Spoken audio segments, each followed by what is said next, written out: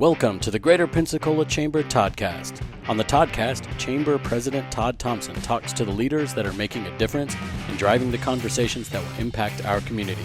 Now here's the Chamber President, Todd Thompson.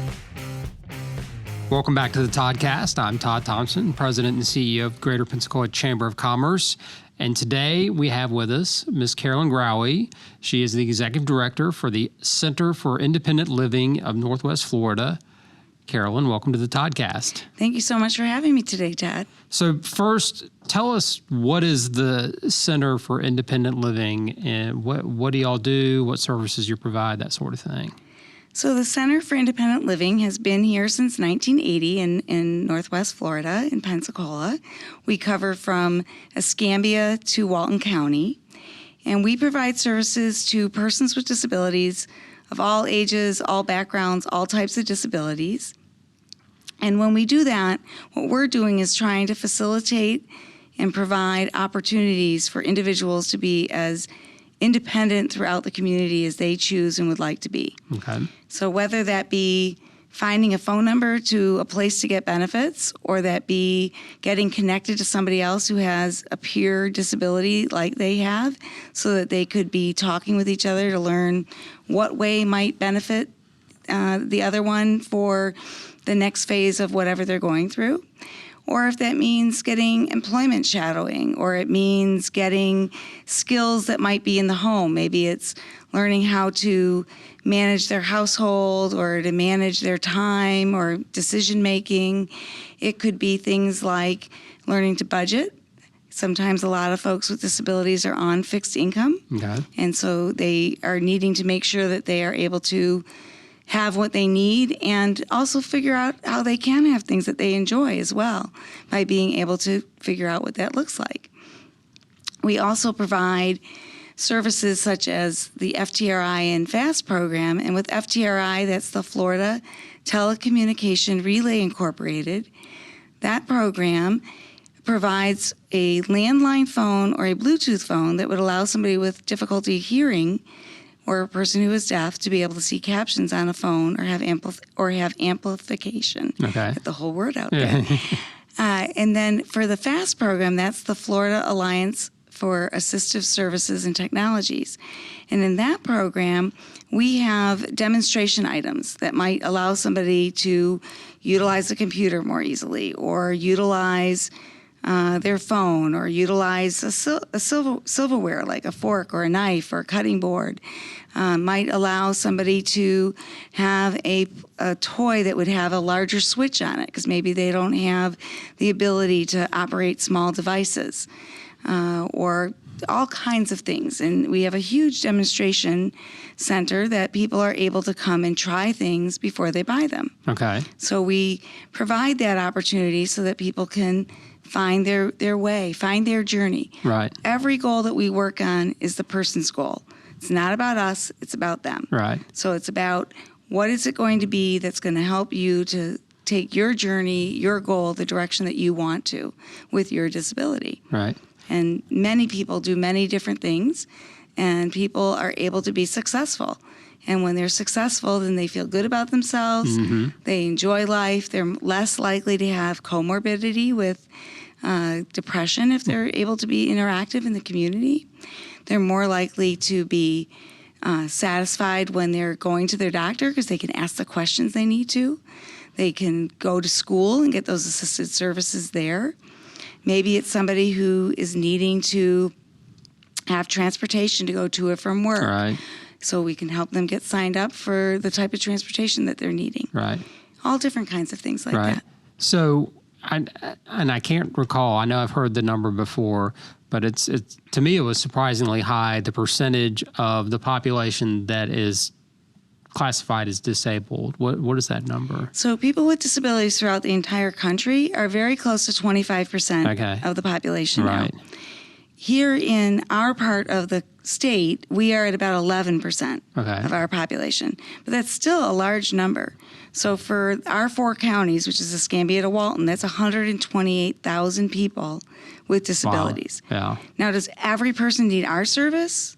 No. Okay. There are many people who may be just fine and have what they need and they don't need assistance. Or there may be other people who have the resources, or their families have resources, where they're able to get what they need without community supports. Right. But we help everybody. Our goal is, of course, to make sure that people who cannot obtain the service get services.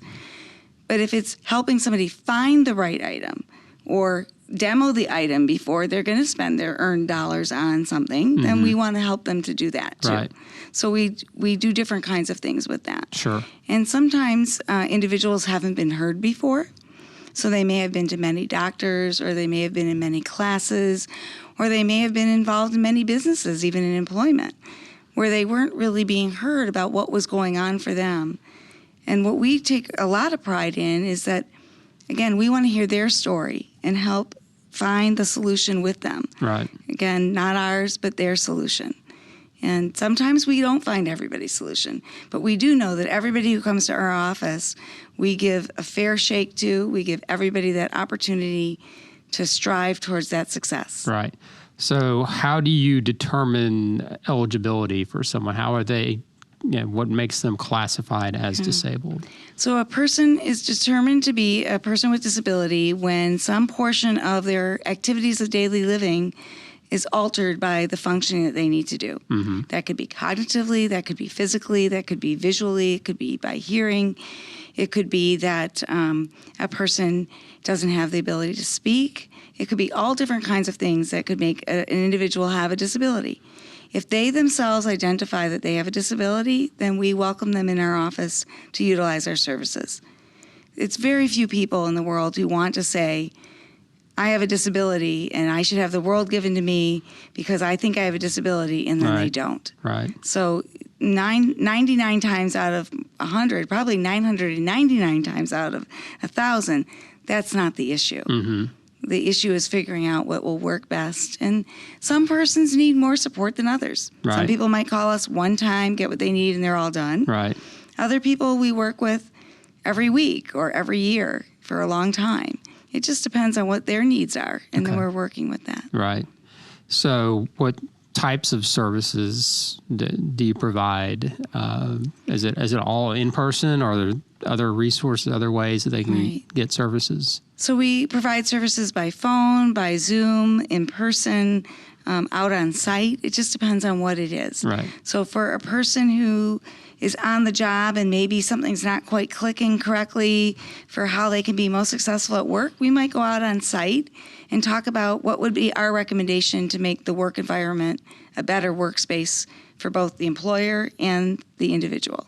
Because obviously the individual has to work for the employer, but we have the Americans with Disability Act, which says with or without accommodations, you need to be able to perform the essential functions of the job.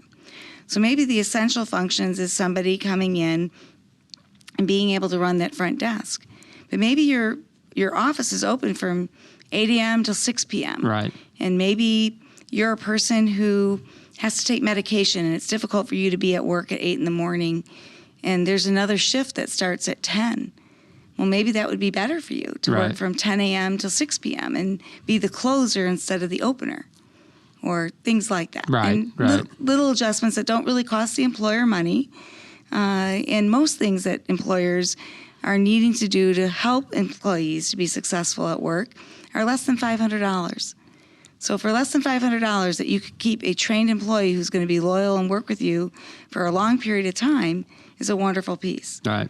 Most people with disabilities will stay and work effectively in their positions for often longer than others that don't have disabilities.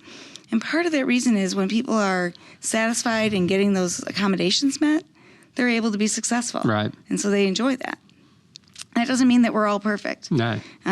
People with disabilities can be just as rude and disrespectful as everybody else. Right. And they can be just as kind and appeasing as others as well. Sure. And everything in between. Right. So it just all depends on the individual again. Right. Well, and again, businesses have learned to be more flexible, I think, with what we've gone through in the past few years. And, really the challenges with workforce right now, and that's something I want to talk about as well. But, businesses like you said, they shift hours or, if there are work from home options, things like that. So I think that should be, it seems like that'd be helpful to the services, the people that you're trying to help. Let me ask you a question, Todd. Okay. How big is the screen on your computer at work? It's a standard laptop. So what is that, 18 inches? Smaller than 18, Lico's telling me smaller.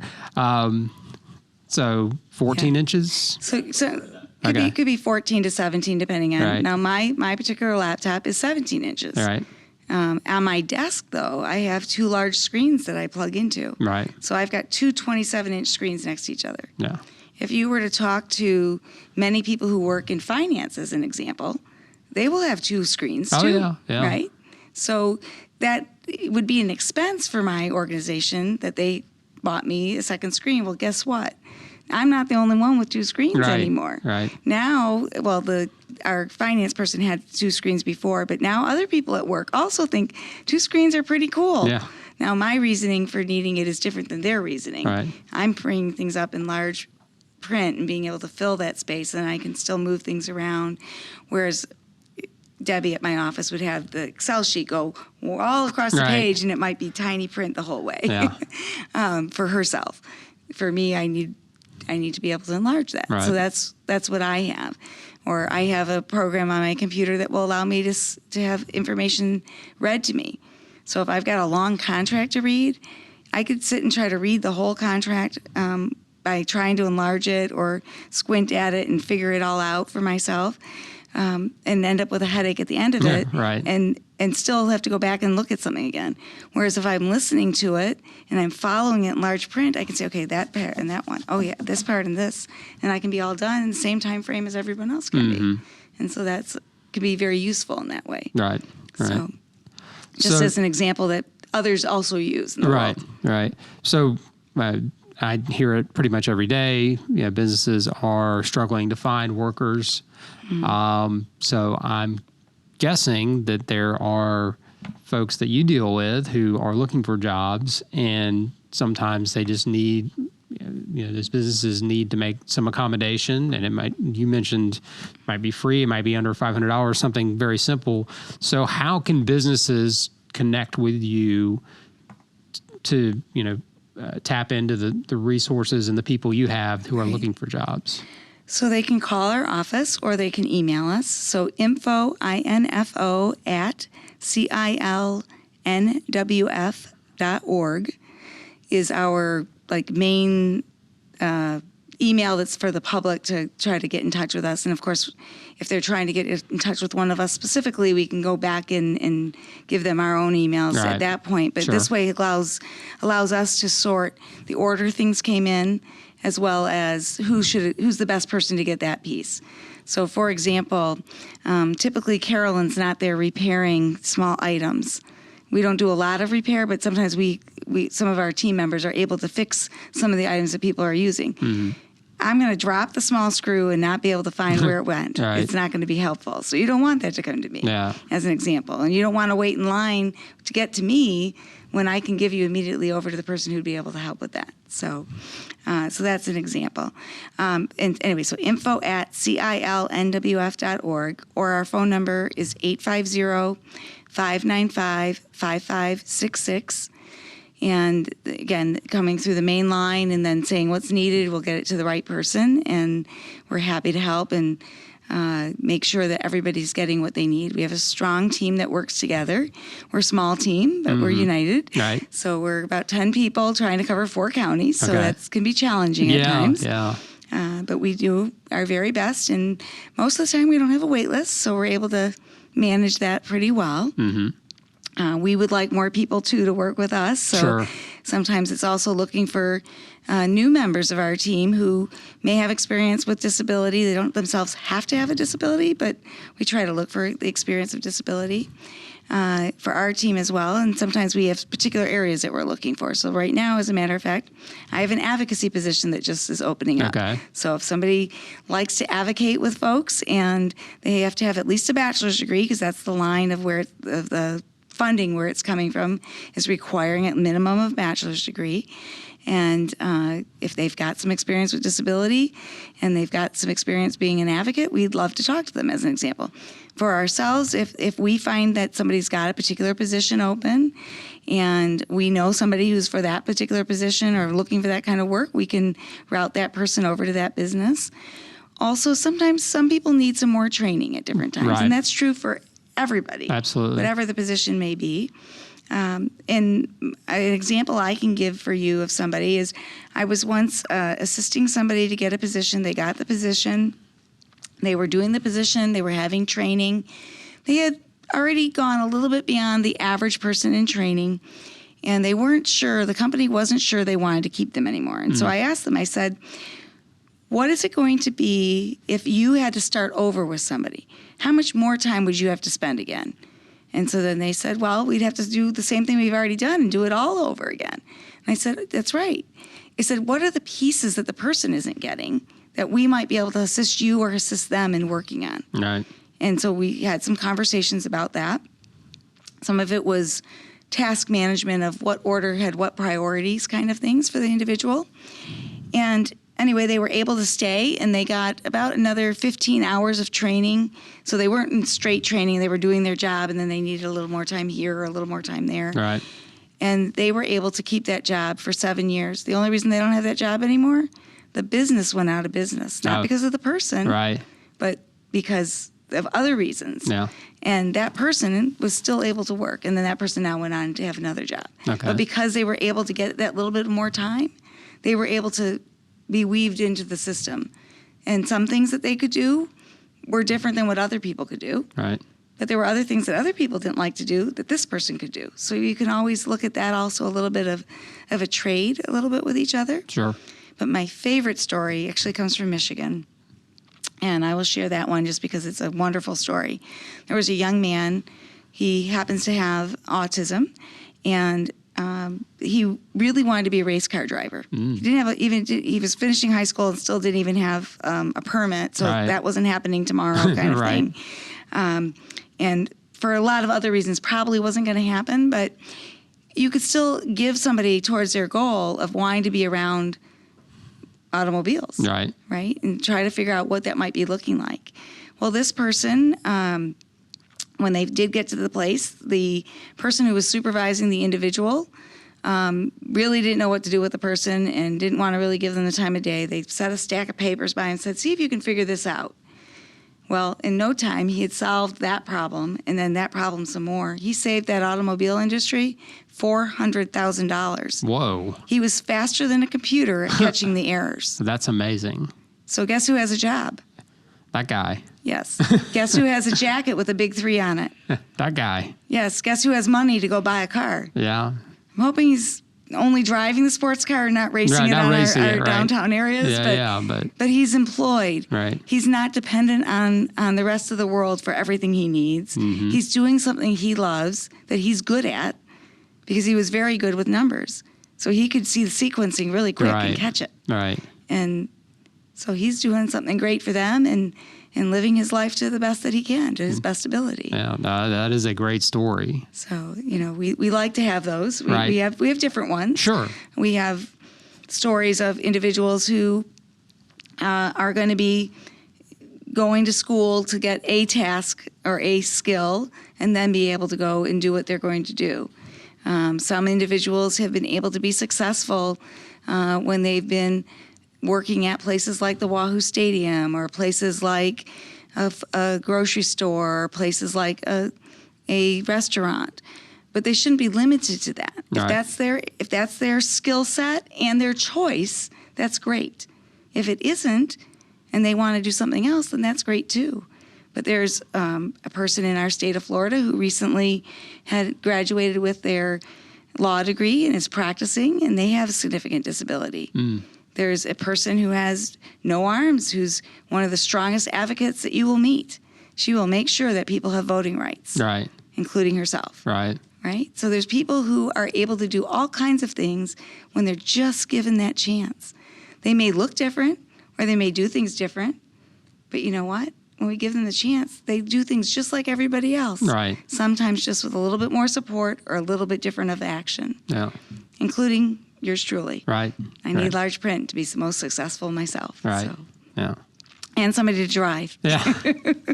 I don't drive, so that's not a choice of mine. Right. So, but that's the fact. So, Yeah. but if I can get to where I'm going, Yeah. I can enjoy it. And I've had the liberty of being driven by the chamber before. That's at true. events, Yeah. And that has worked out very well, and Right, I've right. appreciated it. So you mentioned the chamber, and you are very involved with what we're doing here with the policy committee, and you're always at Good Morning Pensacola and other of our events. So, yeah, talk about that relationship with the chamber and why that's important.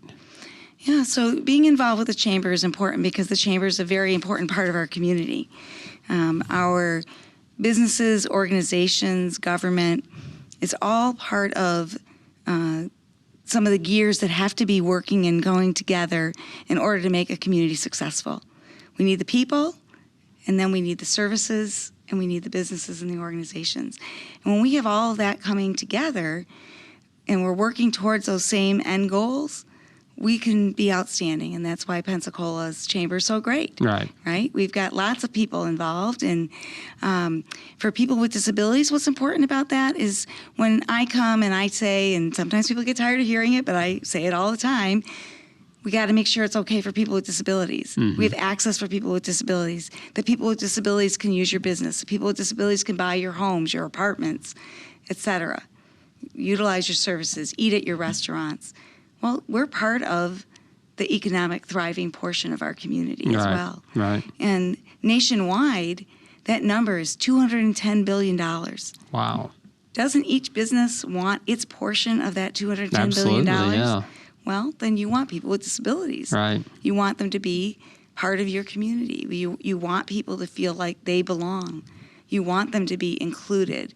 You want them to be able to have access. So the great part of being involved right now on the policy committee and with the foundation and with the economic recovery group and the quality of life policy group is that I've been able to help infiltrate a little bit. And I'm thrilled to be able to say to you that we have one of the strategies or one of the goals in the strategic plan is to have an inclusive and accessible infrastructure throughout our community. Well, when we have that, it's good for everybody. So when the UPS store driver wants to pull his boxes up on the sidewalk, if he has that curb ramp, it works for him. Well, that curb ramp is essential in order for a person using a wheelchair to get around town. If somebody wants to be able to get in and out of the door easily themselves, having a power button makes it easier for all of us. And when we go to the grocery store, what do we see? The doors just automatically open, right? Well, that's great when that can happen in lots of places. And there are a lot of rules and regulations that are about how we construct and make things in our communities, and that's part of what the ADA is. And there's HUD for housing, and there's different pieces that government has, all different portions. Right. But what happens is when we put that together, those pieces make it better for everyone. And so I feel like our involvement is good in helping everyone, and everyone's acknowledgement that they're going to include people with disabilities is good for everyone else. Right. So we get it together, and it moves us forward. Yeah, absolutely. So I know you have a big event coming up, and you want to talk about that. So, give us all the details. So we have our 42nd year anniversary coming up, and as we all know, COVID was in 2020. So our 40th anniversary, we didn't get to do quite the gala presentation that we had hoped we were going to, but we're doing one of those this year. So it's 42nd year anniversary, sort of saying 42nd year, like you would say 42nd Street. It's up in lights, and we will have a theme of 42nd Street, the Broadway play. And of course, when you talk about 42nd Street, we talk about access. So you got to have access. We want to continue to have access to all the places that we go. So we're having it at the accessible Sanders Beach on July 29th at 6 p.m. And we will have a silent auction, and we will have some awards and recognition. It's a Gala of Gratitude and community recognition. And then we will also have an advocacy individual that will be speaking a little bit that's coming to us from out of town. And then we're going to have a great comedian who also happens to have disabilities, and that'll be wonderful. Cool. And so we're looking forward to that. I don't want to say names until every contract is I dotted and T crossed, yeah. but at the same time, we're pretty sure it's all going to happen, and we'll all be dressed up and having a great time over there on July 29th. And if there are folks out in the community who would like to be able to support us with sponsorship, we certainly can use that. As you know, if we're all using your businesses, then that's another way to help support each other, to make sure that people can know who you are as well. So when restaurants or event spaces, as well as services and industries throughout our community help support each other, then we're able to raise a little bit of dollars so we can do more work where we are. Hopefully that brings somebody who becomes your next best customer, right, whether they have disabilities or not, because of course our event is open to the public. It is, we want to fill that room. So 300 people, come on and join us. Right, That absolutely. will be great. Right. So anything else that either whether it's our businesses or the public or anything else that folks need to know? So what we would love to have also would be more businesses that would be open to having that shadow experience. Okay. So that shadow experience is really important because sometimes an individual could be nervous about what they think they can do, or a business might be nervous about what they think they might be able to have the person do. Right. So sometimes there could be just that shadow experience that could come from just attending with somebody at something, or also through the vocational rehabilitation department. There are ways to have that business have that individual be paid for an on-site work time period. So it might be that they come to you for 3 months and they work, you have good success, and then you're ready to offer them a job. Right. Well, you already have your trained employee who you were helping the community by helping them get trained. The person may have been then getting paid by VR, which is our state dollars. It would be our state taxes that you and I both pay by our, our income taxes that go to the federal government and then come back to our communities. Okay. So VR gets money that comes back through the federal government to the state of Florida, as well as our state of Florida general fund dollars also help to fund both the CIL and VR. And VR, for everybody, I'm sorry, is vocational rehabilitation. That also could be the Division of Blind Services. Those are both vocational support services that are in our community. But by having those opportunities, that would be great. Right. Also, knowing that your business is open to employees applying. Certainly no business should be discriminating against a person with disability. But it's always nice to know where the inviting businesses are. Right. Versus the ones that we have to keep advocating to help them be more inviting. But at the same time, each person can be very engaged. The other piece is when you see us write about on our Facebook that we're going to an event, such as an event for Chamber, or it could be about a park that's going to be built, or it could be about access to the beach. It could be all kinds of things like that. The public can come and be part of making sure that our elected officials know that it's important that they consider X, Y, or Z so that it is better for everyone. And sometimes we have to spend a little bit more money, but most often if we spend that money out front, for a long time, that infrastructure will be there. So that infrastructure might be a new building going up. In fact, there's a new apartment complex that's going to be being built, and they're having an open house today about the plans for that. Right, so right. when I leave here today, that's where I'm going. Why am I going there? I want to make sure the building that they're looking at bringing to our community is going to be inclusive of everybody. Whether you're the visitor, you could be the grandparent coming to visit your grandchild that's living there. Right.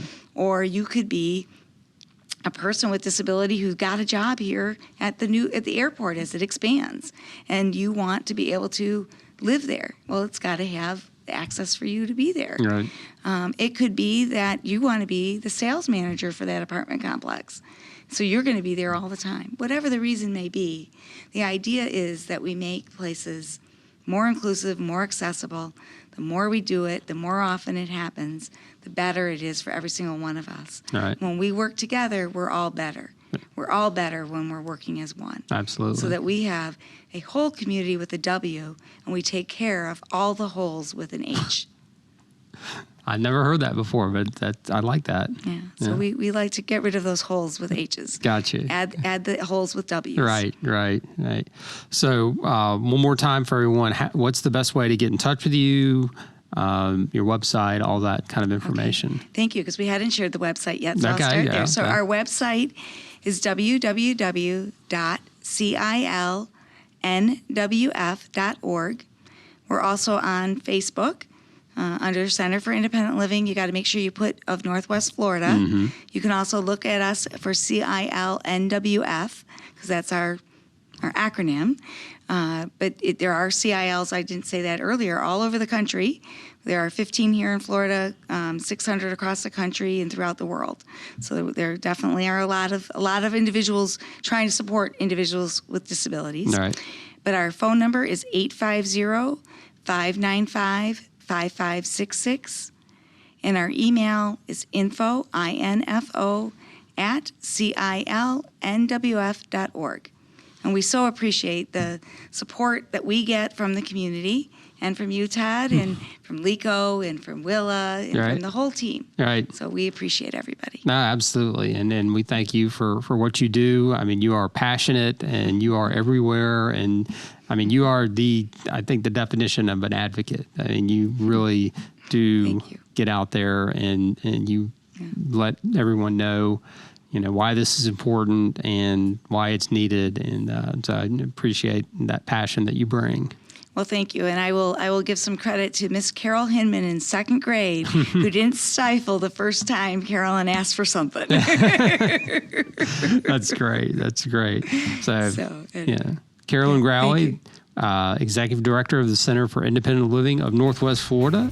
Thanks for being on the Toddcast, and we'll catch you all next time. Thank you so much again, Todd. Thank you. Thanks for listening to this edition of the Toddcast.